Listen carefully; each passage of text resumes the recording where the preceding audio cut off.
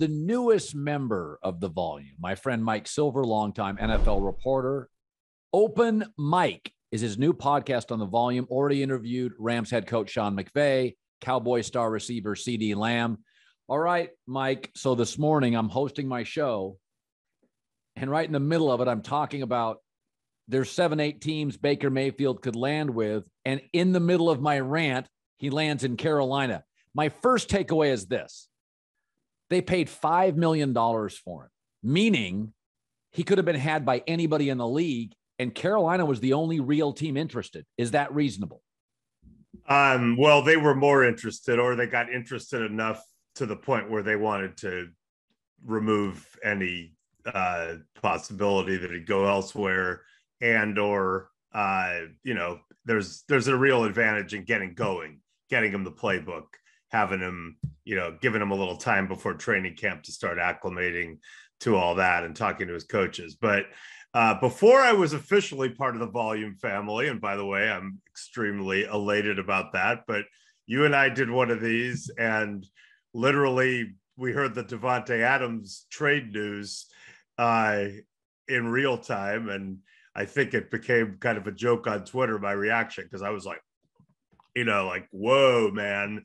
So I do love when that happens. One of the things I reported a few months ago is that owners were so bitter about the Deshaun Watson guaranteed contract, A, right, that it was a guaranteed deal, B, that it was a player with, going through some off the field stuff, that knowing that the Browns were also on the hook for Baker's 18 plus guaranteed, that owners were saying, we're not bailing you out of this. We're not it's not that we don't think $5 million for Baker Mayfield is a good deal for us this season, even with leverage. It's that you guys made your bed and we're going to make you lie in it. Now, it would stand to reason that the one owner willing to buck that sensibility would be David Tepper, the guy who enraged his new peers earlier by paying Matt Rule so much money when he hired him. So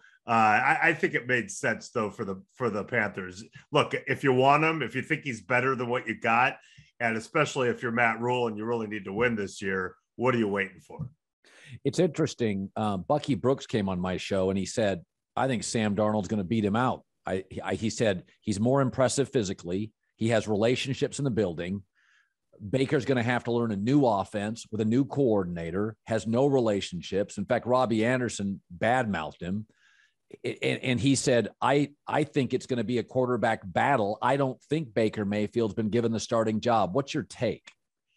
Well, first of all, I think the Robbie Anderson who bashed him was R-O-B-B-Y Anderson. He's now R-O-B-B-I-E, which is in fact the better way to spell Robbie. I have a son who would agree. But so maybe we'll give Robbie, I.E. Anderson, the benefit of the doubt. But yeah, I understand what Bucky's saying. He's so smart about the intricacies of playing the game and scouting the game. But I also, I hearken back to what I think it was a Commanders related quote with Taylor Heineke said about him and Carson Wentz, which is they asked him, hey, do you think you could compete with Carson Wentz? And he's like, dude, look at what he's making and look at what I'm making. No. Now, it's not quite that pronounced, obviously, with Darnold and Baker, in similar situations. But the Panthers went out and got Baker for a reason. It's not insurance in case Sam Darnold doesn't beat him out. They've seen Sam Darnold. They've seen Cam Newton coming back.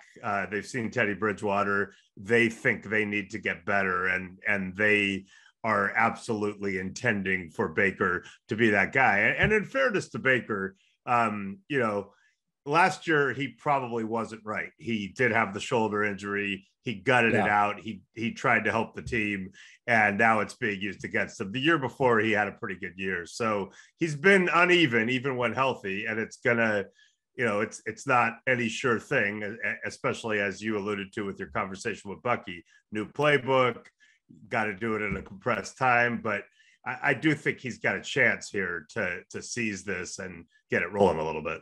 Yeah, one of my takeaways was, he's not going to have Cleveland's offensive line, but he does get another offensive coach. And if you look at some of the defensive head coaches, Belichick struggled with Brady at the end. Pete Carroll struggled with Russ. Zimmer struggled with Cousins. Flores struggled with Tua. It's not the worst landing spot. It's a pretty wonky division, Mike. Brady retires in a year. Baker, an argument can be made, in a year will be the best quarterback talent in the division. I mean, is that crazy? I might argue Jameis on talent. Jameis has his scars too, right? He threw all the interceptions. He has had some off the field stuff. He's coming off an ACL, but really once Sean Payton got a hold of him, he's looked better. And he's an ultra talented guy. Probably if you didn't know anything about, their performances and you just lined the two guys up, two former number one overall picks, you'd go, I'll take the tall guy with that arm coming off the knee. But, the thing I wonder about is Baker's edge, right? Like he's done better when he's been the aggrieved, afflicted, underdog. No one believes in me. And that is clearly going to have to, he's going to have to recalibrate that. And it probably is, he's definitely has to have some humility now. Look, we've all had moments where that's happened to us in our careers, and you have to deal with it. It doesn't work out the way you thought it would somewhere, and you have to kind of process that within yourself. But he kind of thought when he got to Cleveland, I'm taking over, this is my thing, and it was going on a good trajectory for a while, uneven, but certainly 2 years ago when they were in the playoff game in Kansas City, it was like, whoa, they just beat Pittsburgh in the playoffs, and now they're fighting tooth and nail with the Chiefs. We're here to stay. In Baker's eyes, I'm sure he's thinking, I tried to be a team guy and sucked it up and played hurt, and now you turn your back on me. But it's really hard for me to shed too many tears for Baker, knowing how he behaved early on in his career. And I know you and I were two of the only people even daring to say these things back then. But, as someone who's pretty close to Hugh Jackson, I thought it was ridiculously disrespectful the way he acted in the wake of Hugh Jackson's firing and then hiring by the Bengals and then showing him up on the sidelines and just going out of his way to try to torture a guy who had just had his career implode in a really disadvantageous situation in Cleveland. And we could relitigate that. And there are a lot of reasons Hugh didn't do well there. Some of them are because of Hugh. Some of them were institutional. But as I said at the time, there was talk that same year that say John Harbaugh could get fired during the season. And I said, imagine if John Harbaugh had gotten fired, had landed with a division rival, was standing on the sidelines, and Lamar Jackson was just blatantly taunting him and disrespecting him during the game, after the game. I think that would have played a little differently in society for obvious reasons. Yeah, no, I mean, listen, Baker's got a maturity issue. I know when he was coming out, I knew somebody who interviewed his dad, and he said, oh boy, there's a lot of stuff there. There's a lot of ego and pride.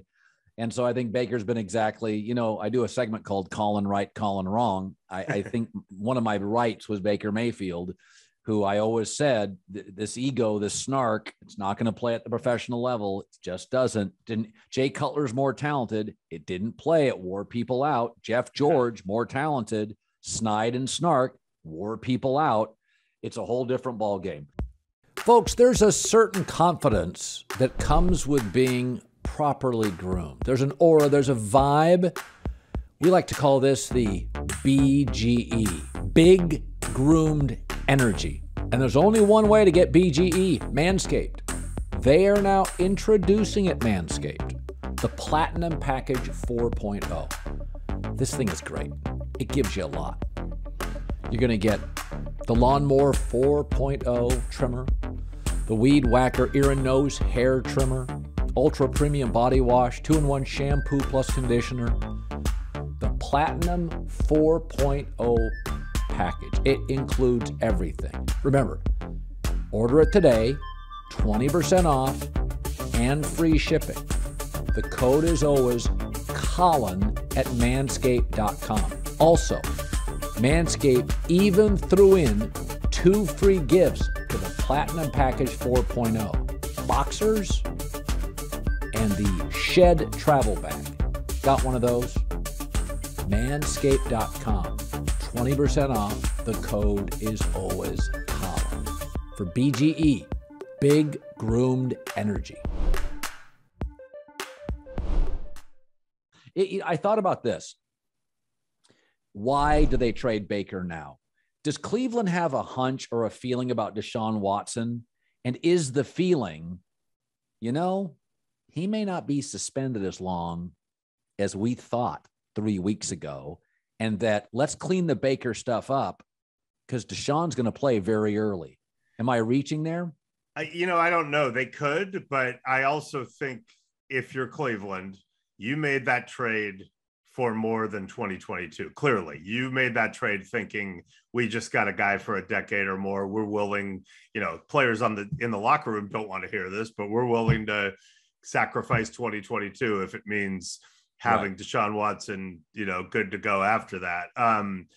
I also believe it had gotten so toxic with Baker that they, this whole notion that, we might not have Deshaun, let's make up with Baker. And dude, that wasn't happening. Baker's not the type, first of all, that partly because of his edge and partly because he's smart, you're not going to go to Baker and be like, buddy, we love you, man. And I think they probably like Jacoby Brissett enough that they're thinking, look, if we have to play 8 games with Jacoby Brissett, if we have to play 17, if we have to play 6, we're just going to do it. I think it's bigger than that. And really the Deshaun Watson hijacking of an offseason, think of the ripple effects. So the Browns ended up breaking up with Baker because of their successful pursuit of Deshaun. And really, had they not succeeded, it probably would have happened anyway. It was that bad. The Falcons had a guy who was super loyal to them through thick and thin go, Matt Ryan, just go, you know what, man? You guys were trying to replace me. I don't really want to be here anymore. Yeah, I'm open to going to Indy. Cool. So that possibly impacts the Colts in a very good way. The Falcons are now, Marcus Mariota's our guy, or maybe this young fella here, and that's, I know that's easy for us to laugh at, but Arthur Smith, a very promising young coach, his career is on the line a little bit, or at least this first stop as a head coach. The Saints went after him. Well, Jameis is coming off the ACL, and Jameis, has some damage in his past. So I think they're able to be like, yo, Jameis, we just thought we could get Deshaun, but we still really like you. We like you more than Taysom. So there's that. So they kind of survived it. But the Panthers also went hard after Deshaun. Then they were kind of like, Sam, buddy, Sam the man. Oh, wait, we'll just take the Browns leftovers now that they won the pursuit. So really, Deshaun Watson has had a major impact on the 2022 season, even if he doesn't play. I'll throw another angle at you that they acquired Baker to play. They've seen Darnold, as you noted, and they're going to move Sam Darnold now. Your take on that? I mean, I think Sam Darnold's trade value is not what they would love it to be. I think if you're Matt Rule, you got to look at it. If I'm Matt Rule, I'm thinking, look, I got to win this year. So that means if Baker doesn't work out or if he's hurt, who's my guy? Is it PJ Walker? I don't even know if he's still on the roster. Do I call Cam Newton, get him off the couch? I think your best bet if you're Matt Rule at survival, if Baker isn't available, is still Sam Darnold. Yeah. Is Sam Darnold the kind of personality who you can coexist with, who's going to take these, twice now you've tried to replace him, this time successfully? Is he going to be a toxic presence? Is he not going to be able to function? No, I think Sam Darnold probably will go with the flow and deal with it like he did last year. So you could probably have him on the roster. Your owner's going to pay the money. So if I'm Matt Rule, I'm not looking to move him now. if I could move him for a different backup that I thought was promising, I would look at that. Or if you get a Bridgewater Bradford situation, and I hate to keep, especially in this context with Carolina, but I hate to keep invoking Teddy's horrible injury here, but Teddy Bridgewater suffers a ruinous injury right before the start of a season, and the Eagles are preparing to roll with Sam Bradford and have Carson Wentz wait. And all of a sudden, the Vikings are like, we need a quarterback help. Here's a first-round pick.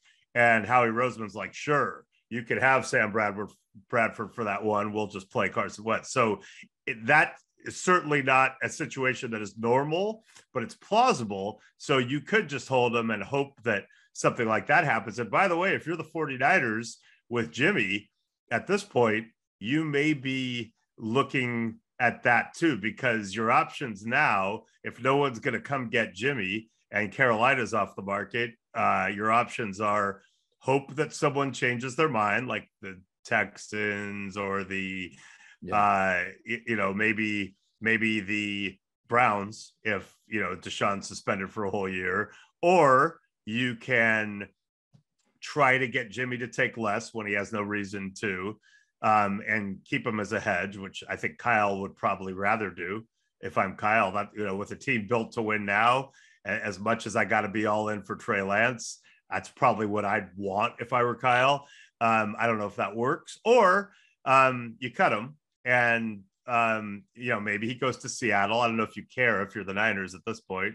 I don't think it's like, oh no, we're so scared to give him to our division rival, which seems to be tanking the season. But, I don't know that they're in a great situation in terms of moving Jimmy now either. And what I was told by someone very familiar with the Panthers thinking as this went along is there was a lot of positive sentiment for Jimmy Garoppolo in that building, and that it was a pretty, legitimate conversation as to Jimmy or Baker, but the arm surgery that Jimmy had after the season scared them away. And, again, a coach coaching for his job in Matt Rule, they were like, are we going all in for a guy who's coming off surgery to his throwing shoulder and we haven't seen throw? I don't think we can do it.